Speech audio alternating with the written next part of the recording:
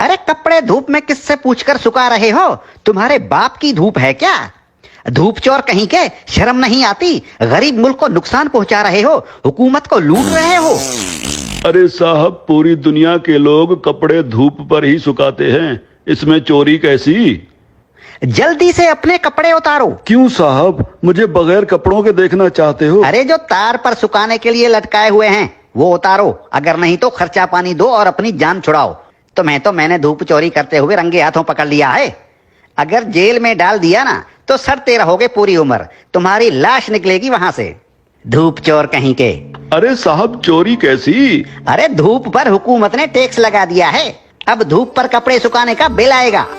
हाँ, लेकिन साहब हमने तो सुना है कि हुकूमत ने सोलर सिस्टम पर टैक्स लगाया है। अरे सोलर सिस्टम क्या पानी पर चलता है? नहीं साहब, सोलर सिस्टम तो धूप पर ही चलता है। तो टैक्स किस पर लगा? साहब सोलर सिस्टम पर। अरे धूप पर लगा ना, मुझे पागल समझ रखा है क्या?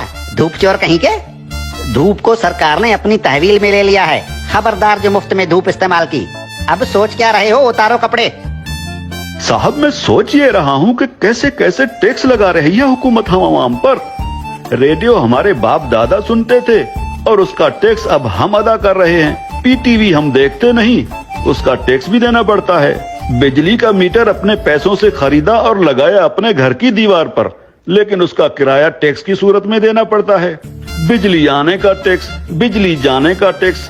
अरे साहब, हम कौन कौन से टैक्स अदा करें? और जो IMF का कर्जा लेकर खा गए हो वो कर्जा कौन उतारेगा?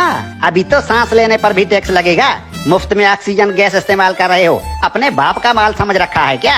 तुम लोगों पर तो ऑक्सीजन गैस की चोरी का केस भी बन सकता है, सीधे जेल के अंदर जाओगे। अरे साहब, ये क्या बात हुई? जुबान लड़ाते हो कानून से। अरे कानून साहब, लेकिन कल को अगर हुकूमत कहेगी कि आसमान पर बादल आ गए हैं उसका टैक्स दो, बारिश हो रही है उसका टैक्स दो, तो हम अब क्या बादलों और बारिशों का टैक्स भी तो देंगे? बादल और बारिश तुम्हारे बाप के हैं क्या?